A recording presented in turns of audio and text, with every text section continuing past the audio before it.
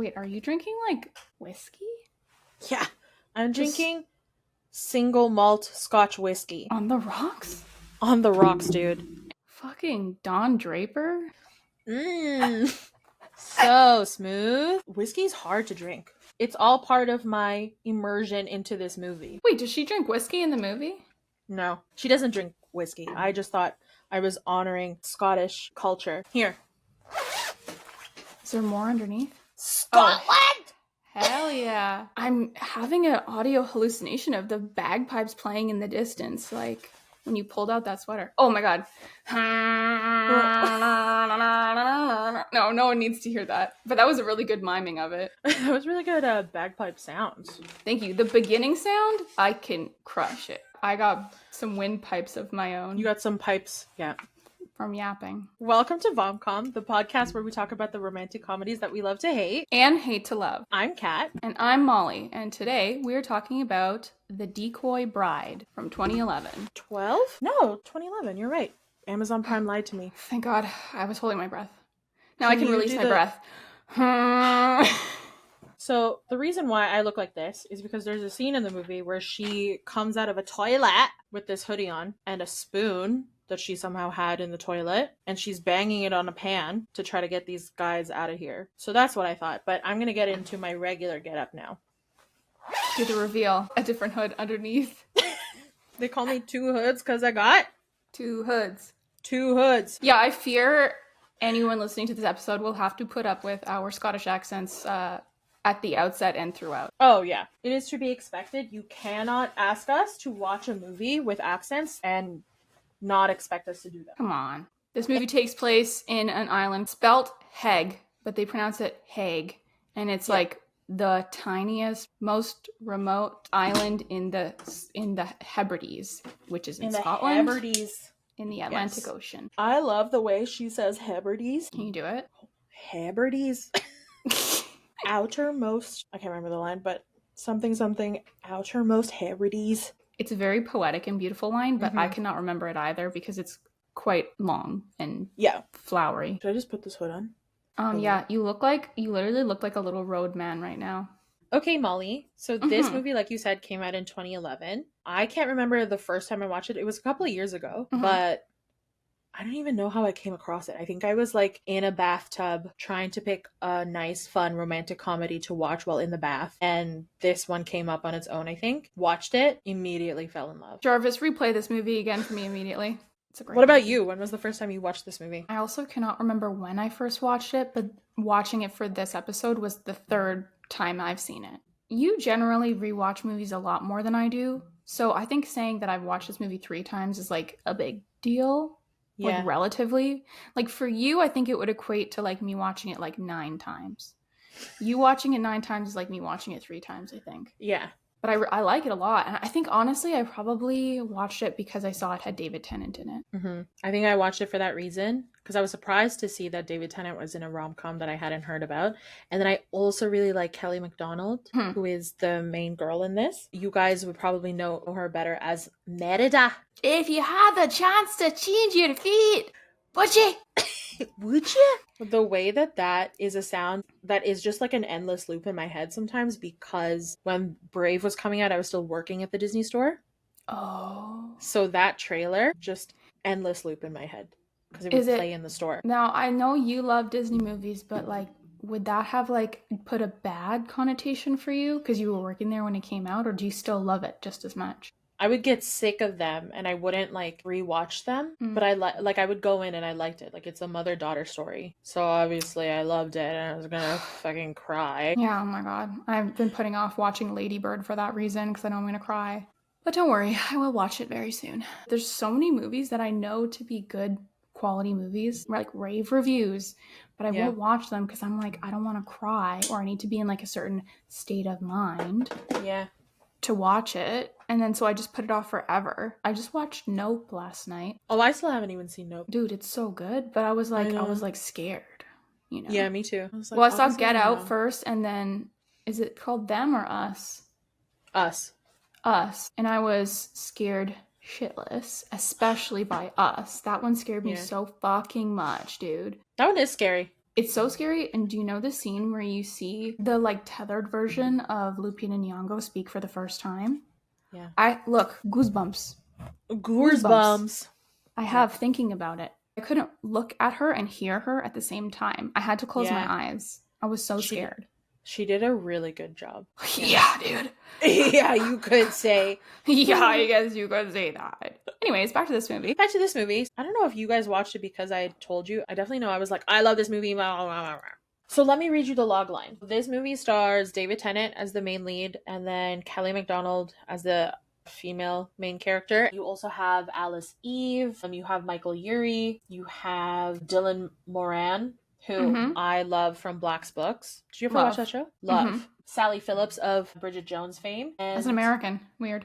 As an American. Yeah, that's something I want to talk about because I kept going, hey, something is off. Not because their accents were bad, but I was just like, I know them to be different somehow.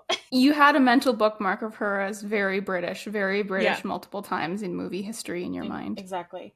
Okay, so the logline for this is, when the world's media descend on the remote Scottish island where a Hollywood actress is attempting to get married, a local girl is hired as a decoy bride to put the paparazzi off the scent. What do you think? It says everything you need to know. Yeah. It's a little matter of fact. I mean, I don't know how much you need to include that hijinks ensue. I don't think you need to state that, but... One thing that I think is missing from this logline is pivotal the role of the groom of this wedding is. The majority of the action focuses around Katie, played by Kelly MacDonald, and James. Most of the action is happening around James and Katie, but it doesn't mention him at all. It makes it sound like it's like sounds like two ladies doing hijinks. Yeah. It sounds like basically like a road trip movie. This movie was written by someone named Neil Javorsky and Sally Phillips, who plays one of the characters. She plays the character Emma. So, like we were saying, she plays an American. I was like, why? Why are there even Americans? Literally, the only person on this cast who is an American is Michael Urie, because Alice Eve herself, British actress. Oh. Yeah, she is never using her own accent in any of the movies I've ever seen her in. They always make her American. And then Sally Phillips, also British. And then they make David Tennant an Englishman when he is Scottish. He's Scottish. Is Scottish, and he never uses his own accent in any of the things he's ever in. Let him speak in his accent. I love the Scottish accent. The 20. If you can't understand it, you're weak. I'm sorry. Sorry, do better. Duolingo is free to an extent. Duolingo, my guy. Google Translate, my guy. Also, just watch Shrek. Hello. But yeah, Michael Urie is really the only American. But like an English actress could have an American agent. Yeah. It would make sense. Like, why include Americans? I don't really know. There was no real reason for it. This is all of the dislikes I have for this movie. For those of you who are just listening, Kat is holding up 2 empty hands. But yeah, that's how many things I dislike about this movie. Just 2 empty hands. It's really like minute details. One of them being like, why couldn't it just have been an English movie? Why make it American? Yeah. Sally Phillips could have been English. Alice Eve could have used her own accent because I've never heard her use her own accent as a character. It would have been nice, you know? And it just makes more sense because, like, the paparazzi are relentless in this movie. Like, isn't that what the British paparazzi are like? All of my dislikes for this movie are just, like, things that I just don't like in real life. Not, you know, in the movie, per se. Okay, so since the dislikes, I think, are also small for you, let's get into our likes. Okay, number 1. In the intro sequence, we see 3 brides with veils covering their faces leaving a church. There's a bunch of fans and paparazzi outside trying to get photos and video because they're trying to get Laura Tyler's... What the hell is that? It was the cork. Oh, you are trying to get zooted off the scotch. Okay, so Laura Tyler's getting married. People want paparazzi proofs, so they're outside of the cathedral or whatever where they think she's getting married. And instead of her walking out, 3 women walk out in succession of each other, and they're all wearing the exact same outfit in different colors, and they're wearing these veils. The monochromatic decoy brides at the beginning were very cool and a vibe. Yeah, they were good dresses also.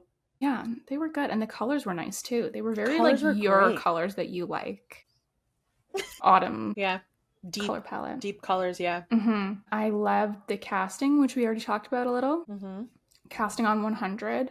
So our protagonist, Katie, comes back to her home island of Hague after getting broken up with. She's unlucky in love. She's in her like early to mid 30s. So she comes home to stay with her mom. She's feeling defeated. She gets rained on the way back home and everyone's giving her shit. And then when she sees this guy Laird, who is the like Laird of the island. So I don't know if he has another name because Laird is actually his title. But anyways, they just call him Laird the whole time. So Laird gives her old job back working in the shop that he owns, which is really sweet. He's just a really nice, sweet character. He basically sees that she's dejected and listless. And so one day he just comes into the store and he brings a pile of paper and a typewriter. And he was like, here, a project for you, a writer. He's like, I'm going to keep you busy because you're going to lose your mind if you don't stay busy. And he just cares about her. So he did that for her. And I thought that was sweet. He was like, you're going to write a guidebook for our island, our very rarely visited island that's very remote and there's not really much drawing people here. So I like that. I also like that later on, this project that he gave her to save her sanity actually ended up launching her career. Yeah, it was very nice. She was always a writer, but she was writing for an online trouser catalog, and I'm like, I've worked some niche jobs, but that's very niche. So she's a writer, and she doesn't love it. She doesn't care for it. So she comes home, she's dejected, she writes a tour guide, and then at the end, she's like, this is just the push I needed. Now I'm gonna go be a guidebook writer and a travel journalist, writer, basically. Yeah, travel writer, yeah. Yeah, kind of opened up the world to her. Our first introduction to her is on the ferry to Hague, and she's looking at her engagement ring, takes it off, throws it into the sea, which, you know, we've all been there. As one does.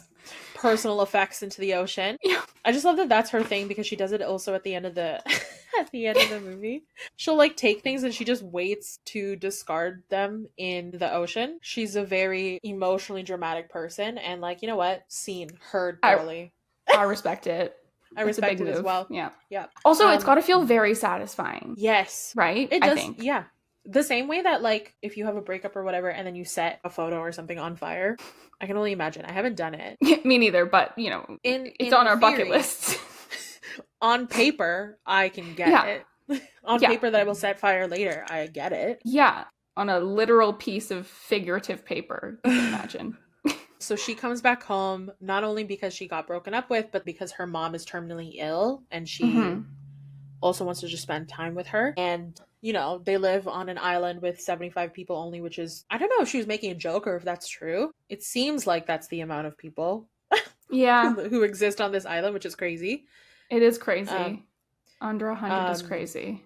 Yeah, not even 100 is crazy. And then her mom really just needs money and wants money, and that's kind of the driving force for the mom because she wants to get off of Hague. She wants to go travel the world, discover. She wants to overdose on daiquiris and get thrown into a volcano because it's her destiny. So all of these things, these are the driving factors, and it's one of the main things that like propels the hijinks and all of the things that happen afterward. At the end of the movie, the mom meets the actress, all that kind of stuff. Like you guys have to go watch the movie, obviously.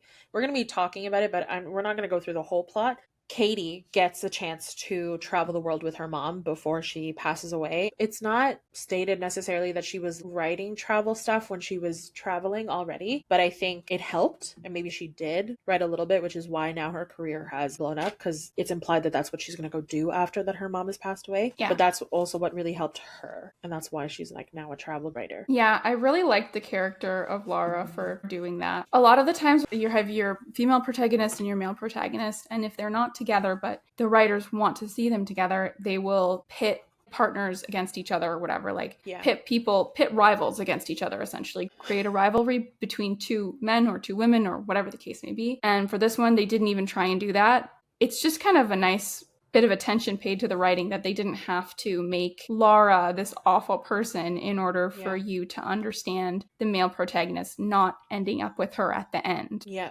And I like that.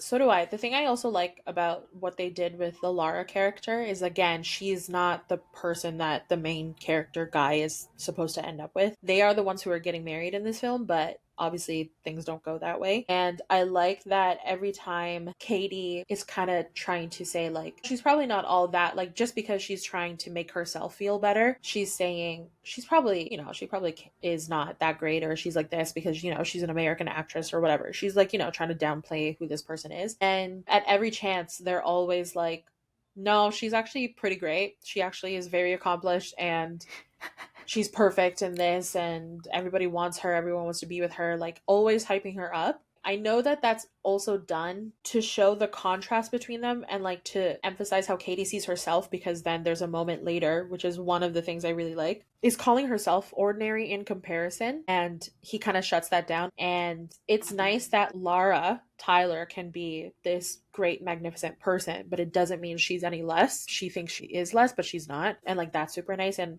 that's also how you can tell sometimes that there was a woman in the writing room, you know? You read my mind. I can feel that in this film, and it actually makes sense when I saw it today that it was written by a woman, and I didn't realize it was like the same Sally Phillips. You can always like kind of tell because there's not like cat fighting or the classic like brunette versus blonde kind of dynamic. So I mean, that's super nice. What else do you have on your list? I like that the castle on the island was just called Castle. Yeah. Everyone who's involved in Lara and James's wedding is actually trying to do like a psyop of this wedding where they're like disguising it as a marketing conference. And so they've come to people on the island and they said, all right, people of Heg, we want a place to set up our marketing conference. The only place that can fit them all, I guess, is the castle. But they don't even call it the castle or like castle something. It's literally just like the marketing people want to buy castle. Yeah.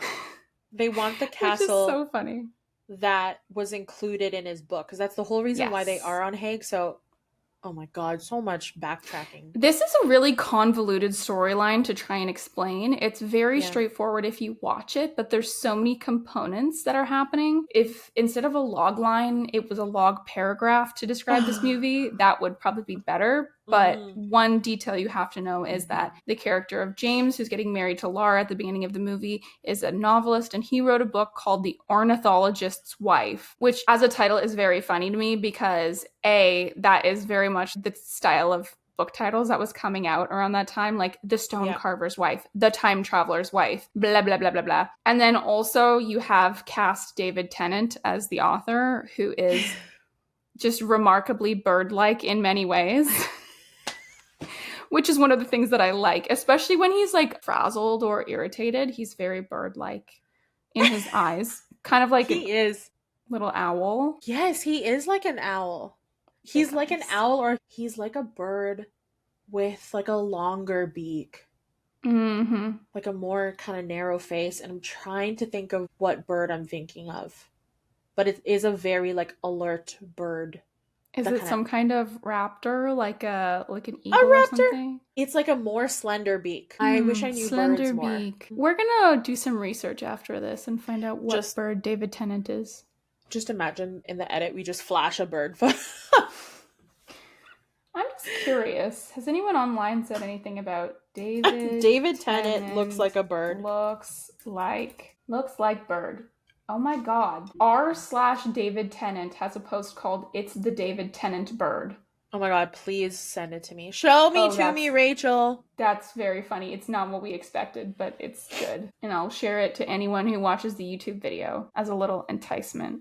Go over there, everybody. Yeah, go on over there. So he is the author of a book called The Ornithologist's Wife, and it's like 1,000 pages long. Literally every copy of this book is this thick.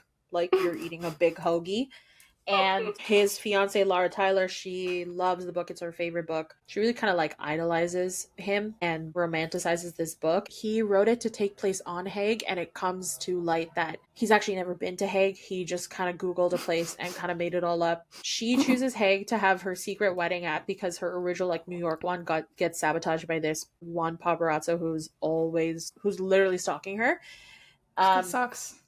Yeah, so then they go to this remote island. He's surprised that they're there because he's obviously never been there. And she's like, you have to know where we are. And he's like, no, I don't. And so they pull up on this castle because in the book he writes about this castle, and it's because it's the ornithologist's wife. There's like bird shit everywhere.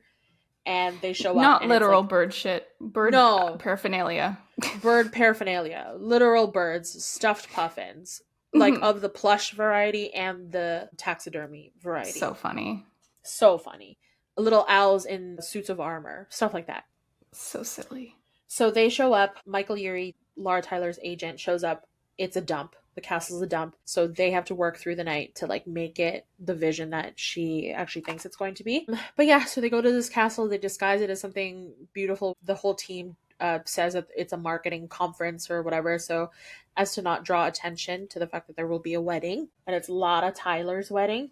Then that obviously gets found out. And the press gets called by Katie's mom. Because she wants to pocket that money because she knows people will pay for this wedding. The funniest, like, worst things about this movie was, like, the magazines that they would be reading or that Laura Tyler was, like, featured in. And it was, like, wedding of the century. And when it shows the New York wedding, it's literally, like, 6 people there. Yeah, that's one of my dislikes. I don't like using tabloid splashed across the screen as like an exposition tool. I think it's a little lazy, although it does make sense in this setting because she's like, you know, a very famous person in the era when people were getting stalked by paparazzi. It was definitely way worse than it is now, I think. Yeah. So it was suitable. Yeah. Within the narrative, but I just don't like it, generally speaking. I don't like it. Yeah, I don't like it. Should I tell you some more of my likes? Oh my god, please.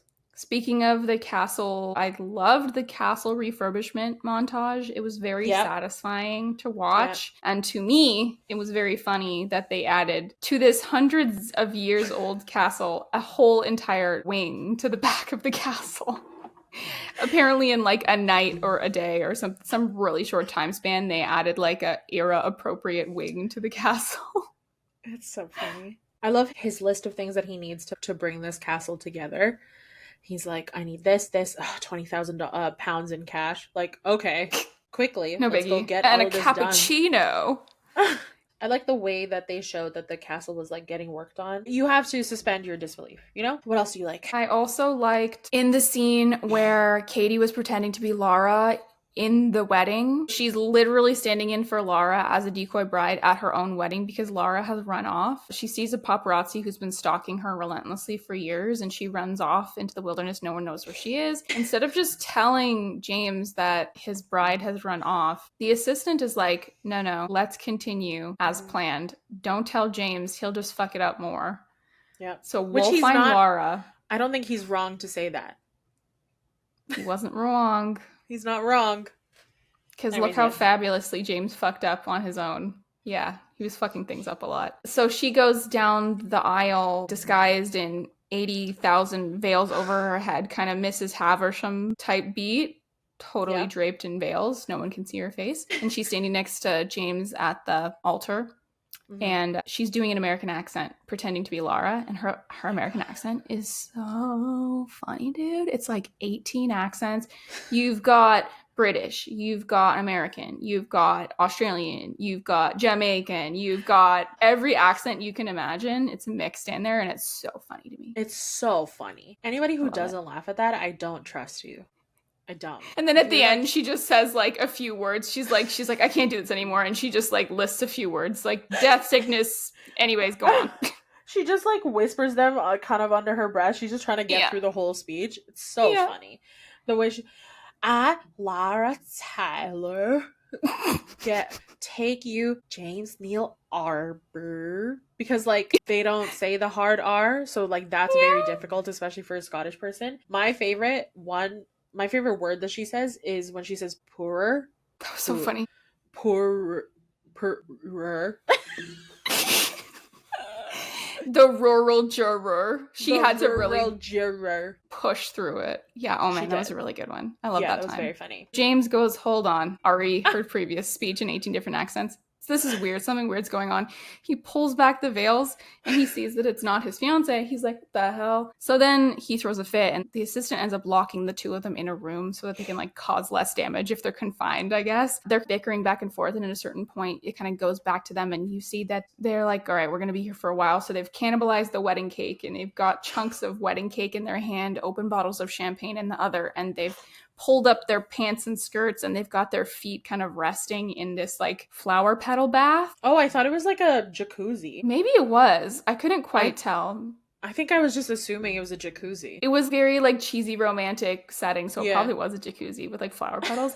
And honestly, that's kind of a vibe. Like, it seems like a good time, honestly. I think a chunk of wedding cake in my hand.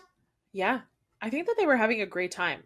I know you're talking about specific instances and I'm going to blanket them in the categories, but definitely the comedy in this movie, so good. Like, so good. I wish more rom-coms were this funny, because this one is genuinely funny. And the reason why I think I've rewatched it as much as I have is because it's such an easy watch and it's an enjoyable watch. Like, a lot of the things that I really loved that I think are easy watches when I rewatch for this podcast, they don't actually end up being an easy watch, or they end up not living up to expectations. This one, every time I watch it, I'm like, this is a delightful movie. It is.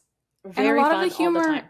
Yeah, very fun all the time. And there's a lot of the humor is what's the word I'm looking for? Not underrated. Like subtle British humor? Yeah, it's kind of dry and funny. Like, you see at one point, James knocks over this other guy, Angus, and she goes, "Come on, Angus, I'll help you up." And he goes, "No." He's like lying in a pile of hay. He's like, no, I'm good here. They don't linger too long on it. It's not like there's a virtual laugh track, you know? Like, they just do the joke and then they move on. Yeah. Understated. Yeah.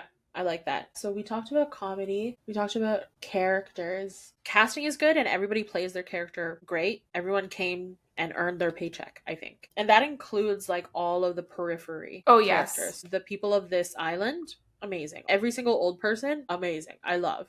All the little old ladies who are selling little rock dolls or whatever, selling teas, selling desserts, all that kind of stuff. Amazing. You know? Enterprising. Entrepreneurship. Most of the people on the island, other than our protagonists, were elderly folks. And they didn't make them like a monolith. It wasn't like every single one was the same. They all had their own little like personality quirks. Yeah, they did. I don't know how much of that was in the writing or how much of that is in the direction, because that's just stuff that you can kind of add once you get people who are around who can pull off the stuff that you want them to pull off, right? What else? What else do you have that you like? They do physical comedy here and there. They don't overdo it, but there's a couple very silly fight scenes. And one in particular is when James and the photographer who was stalking Laura, they get into a fight inside the castle and they go to pull these like swords off the wall, but the swords are actually like a decal. So the two swords have been conjoined together in an X formation. And when they pull them off the wall, they're stuck together and they're kind of grappling back and forth. And then eventually they just throw them aside. It's so good. That is also one of the things I like. I like anything where they have men who are fighting, but in a way that is like silly and not like a Fight Club style fighting, because like in Bridget Jones? Yeah, like exactly like in Bridget Jones, because that is more realistic than I think men perfectly punching each other and like knocking each other out. Like, no one is gonna Karate Kid fight their way out of a fight. You guys are gonna be tussling and pinching each other and nurpling each other. Like, you guys are gonna be slapping each other's backs, ripping each other's shirts, bumping into things, like falling over. Like, no one is having a clean fight. Nurpling. Yeah, tussling is a good way to say it. Yeah. I love a comedic tussle, because there were two in this movie too. We are so lucky. We are so blessed. The gift that is the Decoy Bride. Thank you, Lord, on this day. We praise you. We put our hands up to you for giving us not one but two comedic tussles in this movie about Scotland. And like, normally, I know how you and I are. If there was a scene where men were fighting over a woman and it was like legit and it was like so testosterone filled, the ick would be capital ICK. Oh yeah. You know, what else do you like? I like how sweet James was to the older deaf couple that he encounters later in the movie. A little tear did come out because it was just such a sweet scene. He goes up to these people. He's asking for help from this guy. The older gentleman takes him into his house. He motions to his wife, like, come over here. And you slowly figure out over the course of the scene that this older couple is deaf. And they mistake him for a local bagpipe musician celebrity from the 70s. Yeah. And he's trying to say, no, that's not me. And they pull out the record and they're like, can you sign it? They're motioning, can you sign it? He can't properly communicate with them because he doesn't know sign language. And then he's pretending to play the bagpipe for them because they can't hear it, but they're just like enjoying the idea that he's there playing the music and they're dancing together. And it's so like touching, that moment. It felt so like lovely, and you don't often get to see older couples who have love for each other. It's more common to see unhappy old people. It's just the narrative, right? But in this one, they're elderly, they're both deaf, they love each other, they live in a little fishing cabin in the Outer Hebrides. How does she say it again? The Outer Hebrides? No, that's Irish. Dang. Hebrides? That's the foam on the whishing wave of the Outer Hebrides. I don't know. Anyways. I know. So he's just very sweet. He pretends to play the bagpipe for them, not once, but twice. He's watching them dance together. He gets a little misty and he goes, oh my God, so beautiful. And then as he's leaving, he like leans over and he takes the woman's hand in his hands and he gives her a kiss on her hand. And then he takes the old man's hand and he shakes them so like gently. And I'm just like, yeah. I know. Just a little bit of care, you know? It's such a sweet scene. There's like a little more heart in this movie that we see in rom-coms that don't necessarily have to deal with the main characters to each other. Like there's a lot of small kind of moments with everybody's kind of lives, because like you get to see a lot about the moms, her wants and whatever in the movie. A lot of Lara still, she's very much still like her own human character. Even Angus, however silly he is, it is kind of a joke that he immediately wants to leave the wife that he just married because Katie is back in town and they did used to date. He's just like freaking out. There's still a tender moment with Katie telling him like, it's better when someone like loves you back, you know, like you think that you love me, you think that you don't love muting. You think that you don't love her, but you do. You're just romanticizing the idea that I came back and then we could be together. In so many words, she says that essentially. Again, it has to do with the writing. That's a bigger category that we really like. Everyone kind of feels like a character. And even like Laird. Laird is someone who is very sweet. He has this business and it's implied that he has a crush on Katie because he's also single and like that's mentioned. But when he sees that she's leaving or that she got married to James by accident, like he never makes her feel bad. He never says you could have married me or none of those things. He never throws it in her face that he has a crush on her, you know? Yeah. He wants the best for her. He's happy for her, even though he's sad at the end. He tells her, like, I'm sad that you're leaving, but I'm so happy for you. This is exactly what you wanted. You know, that's sweet. Yeah. They're all ribbing each other the whole time. The same way you like make fun of your family, like your siblings or whatever. That's the way they make fun of each other. But then when it comes down to it, they've got each other's backs. And I think that the writing was intentionally making these little asides for each of the characters where we get to see a little bit more of them and it gives a little bit of depth to each one. Because of the line when Katie is talking to James about his book, The Ornithologist's Wife, she says that the romance in it was soulless. The fact that it ended up in the script meant that the writers were thinking about it as they were writing the movie, and they were like, we're not going to do that. We're going to make this a really warm movie. That is a good point. And I think it also gets James to realize his writing and the things that he thinks that he likes in his relationship with Lara is actually a little soulless, because like throughout the movie, he's just saying some things like, well, obviously I love her. And I don't doubt that he loves her on some level, but I just also think that he is making himself love her because she is the ideal woman. And there's this quote where it's like 10,000 men were asked what their ideal woman was, and 9,800 of them said it was Lara Tyler.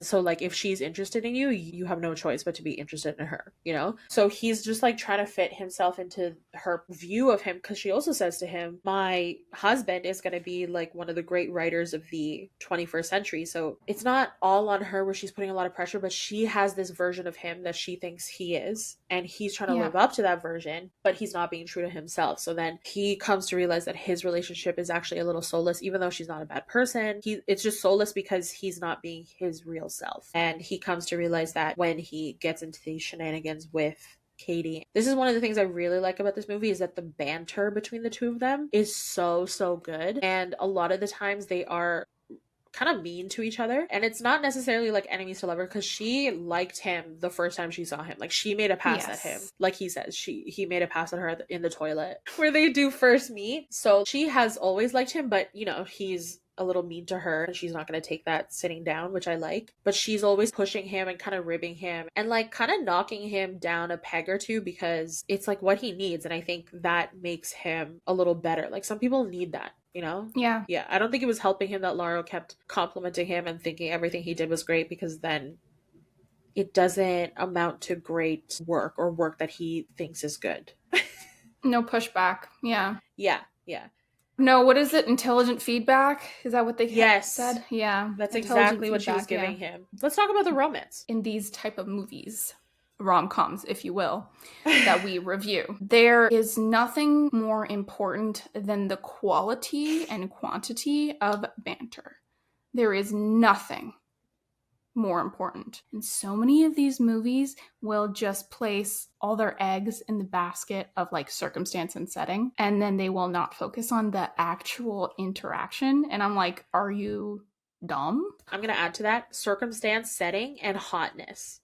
Oh, They yeah. think two hot people just placed in a situation together are going to have sparks fly. That is not true. That's not true, Ellen. Actually, Ellen, that's not true. Yeah. And you know what? I'll add to that. So circumstance, setting, and hotness on one hand being the things that are not as important, or the things that we can't necessarily hinge upon. And on the things that we can hinge upon, banter and gazing. It's one of those things. You can achieve a lot with a little gaze. Yeah. There's definitely gazing. There was a lot of gazing, I think. It's not like the typical gazing where it is soft, kind of yearning gazing. It's like they have a lot of eye contact when they are kind of being very mean to each other. Especially that scene that you were talking about where they have their feet in the water and they have a fistful of cake and they're drinking champagne. They're saying some of the meanest things to each other. They're just really trying to knock each other down. And there's a moment where he says a really mean thing, and instead of her being like, that really hurt my feelings, and then he backtracks immediately. Like, I love that they don't really back down from each other. You can tell that it hurt him. Like, it hurt her, and then he noticed that, and he didn't like backtrack, but he just went, I'm gonna open presents. Like, he got out of it. He felt bad. You know? Yeah. He felt bad. You can tell that he felt bad without saying that he felt bad, which is... But yeah, there was a lot of eye contact in that because it's very like competitiveness and challenging and kind of enemies to lovers kind of thing. And you know that's my bread and butter. Yeah, your addiction to bickering rears its head again. Yeah. That's exactly what it is. It is bickering, which I love. I love banter and I love bickering because they do it well. Like, they have such good jipes, and I'm thinking of Anyone But You and how that was supposed to be enemies to lovers, and everything kind of just felt flat, you know? Because yeah, I'm still mad about Anyone But You. Yeah, that's what I like about this romance. A lot of gazing, a lot of banter, bickering, a lot of like seeing and understanding each other also. Oh God, the seeing and understanding.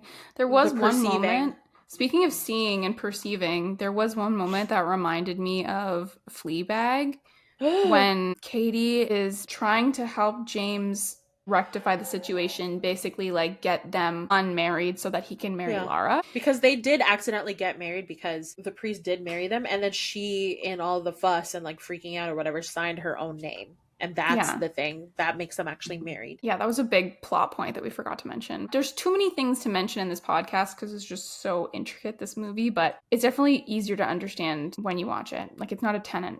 Don't worry, just go watch it. And then there's one scene where she is walking him back and she was confessing her feelings to him. And then she's like waiting to see what he's going to do. And then instead of kissing her on the face or saying anything, he kisses her on the forehead. And you only see her side profile, but you see her kind of like accept that he's not choosing her in that moment. It was kind of her "it's God, isn't it" moment. Yeah. You know? Oh, because you know why? That's one of my favorite lines too, because she tells him how her relationship just ended. It was with a musician and cheated on her basically, and she was trying to be herself and give him intelligent feedback, but he didn't want that. He just wanted someone to look pretty and say that he was amazing. Like, he wanted to be, he wanted to be in James's position. Like, nothing that challenged him. And he says to her, "You're just one song, you're not the whole album." So in the scene that Molly's talking about, he like lets her down, and then she says, "I understand, and then I guess this is where you tell me I'm just one chapter, not the whole book." And the first time I watched that, I think I was in the bath, I was like crying, because one, that's a brutal line. Yeah. And she delivers it so well, and she's like accepting it. And unfortunately, it is essentially what he's saying by not choosing her, even though like realistically they've known each other a day. Yeah. In what world would he have really chosen her? But it's like when you do meet someone and it makes you question everything in your life, like sometimes you do take a pause. The fact that he did still go and marry Lara, like into her understanding, is her not being chosen or whatever. But yeah, I love that scene. I love the way it's played out. I love the way that he doesn't even say much. Yeah. I love that he goes and chooses Lara because he sticks to that and he doesn't break things up like she's waiting on the fucking rocks and she's had a harrowing day. And he goes, actually, I'm married to somebody else. Yeah, because you know how they always say, like, how you find him is how you lose him. So whenever there's like a movie that kind of romanticizes someone picking someone else at the last minute, is like, well, you're happy now that he picked you over the woman he was engaged to. Serendipity or whatever. But like, how are you going to feel when he does the exact same thing to you? Exactly. Because usually those kind of behaviors are patterns. Exactly. You think you're special and it's not going to happen to you. Mm-hmm. If it can happen to Beyonce, if it can happen to Shakira, it's going to happen to you, my friend. If it can happen to Megan Fox. What happened to Megan Fox? Allegedly. Who? Machine Gun Kelly? Yeah, I think. The audacity of I know. That pencil-looking ass dude. There was always that kid in your school who had a pencil who would chew on the pencil. Ew! So there was all like the chew marks. He looks like one of those pencils to me. You are exactly right, my friend. Thank you. It's one of my skills, kind of abstract comparisons. Wait, should we talk about our dislikes? Because we didn't really. Yeah, is there anything else you want to say about the romance, though? I loved it. In my notes where I said likes, yep, I wrote down everything. It definitely isn't the first time you've written that down, but notably, yes, I totally agree with you. Yeah. It's sweet, it's nuanced, it's well acted, it's thoughtfully written. It takes up the majority of the movie, which is also something that doesn't always happen. And it wasn't like so forced, especially because of the fact that at the end, he didn't choose her right away and then came back like, whatever, months later.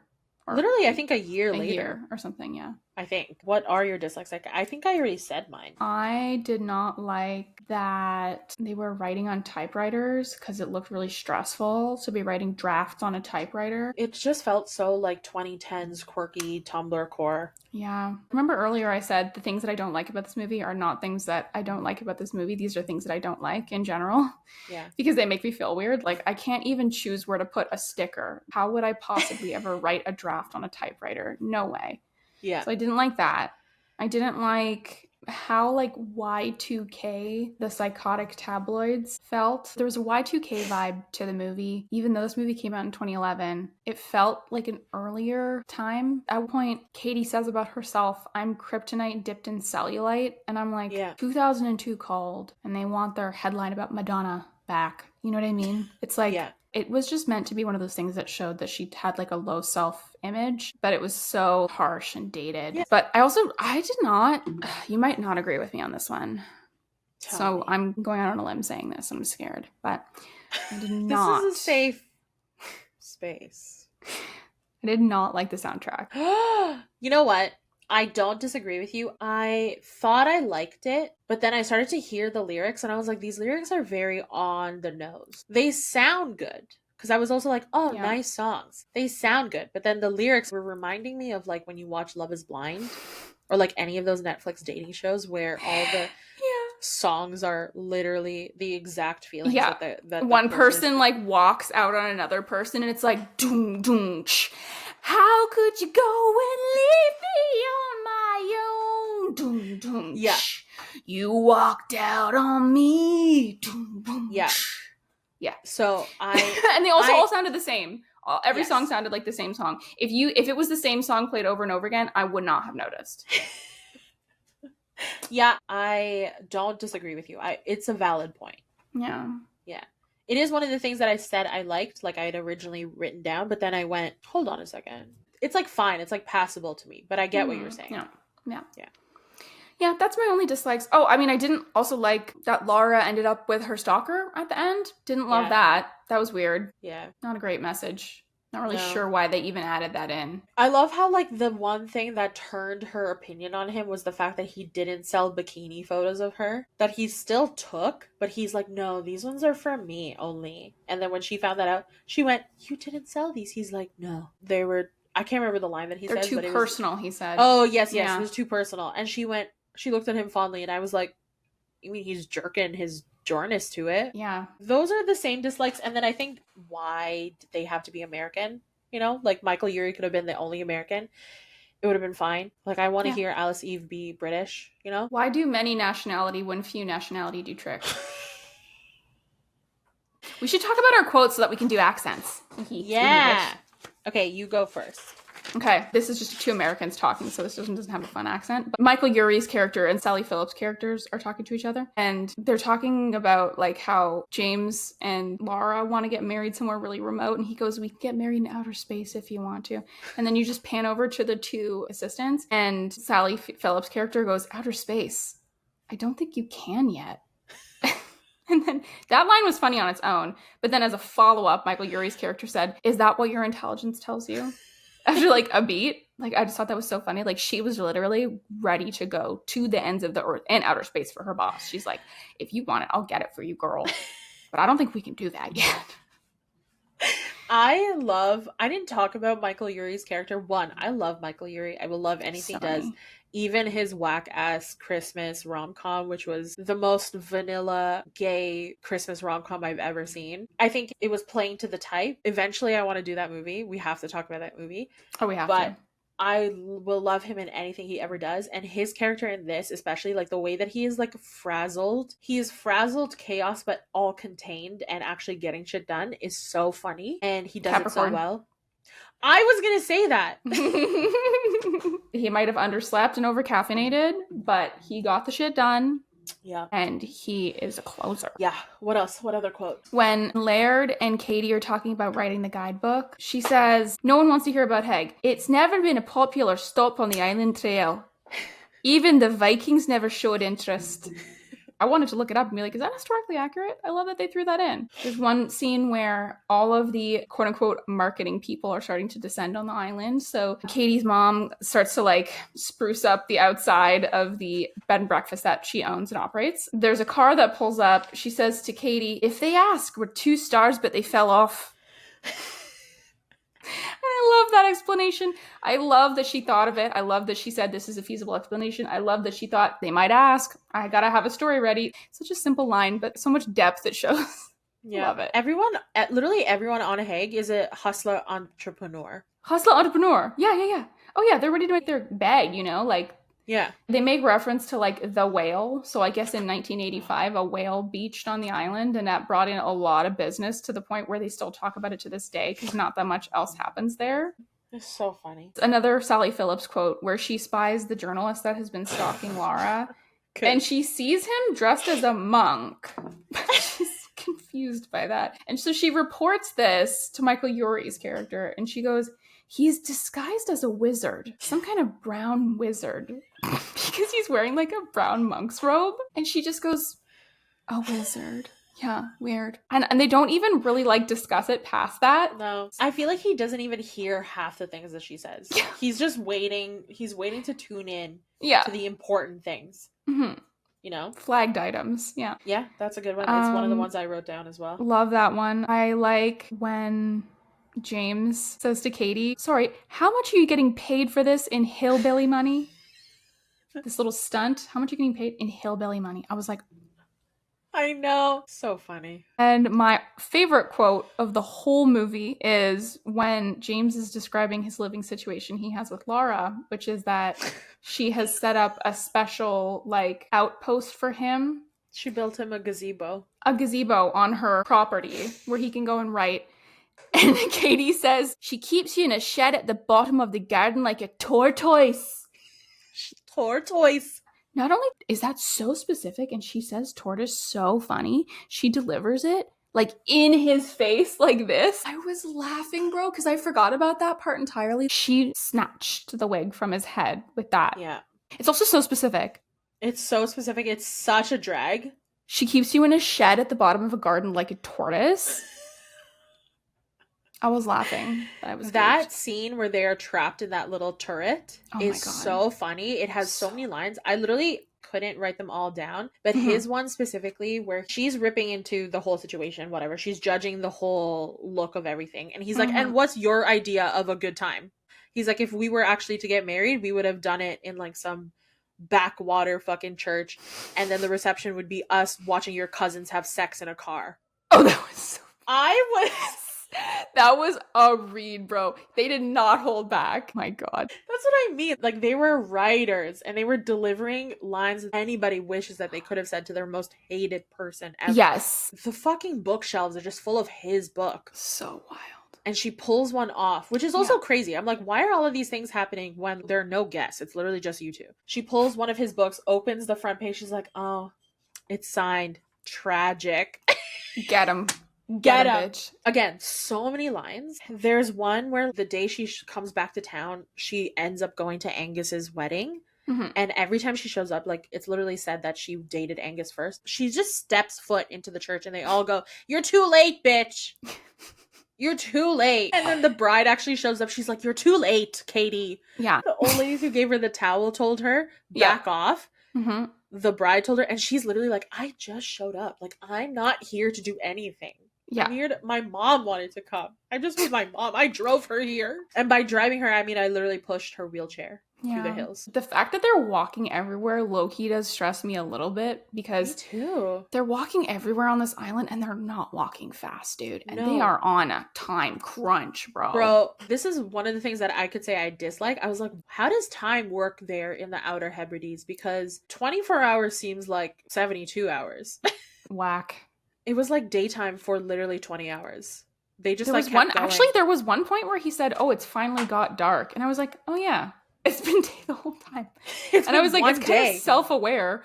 Where are they, on the equator? Like, what the fuck is happening here? So she shows up to the church. They're all like feeling sorry for her. And they're like, oh, too bad you're not married, blah, blah, blah. Some lady's trying to tell her she can marry this guy who's like a bum leg or something when he comes back to town, whatever. And then the kid who's sitting beside her goes, Katie, how old will you be in 10 years? Because he's like, I could marry you in 10 years, but how old will you be?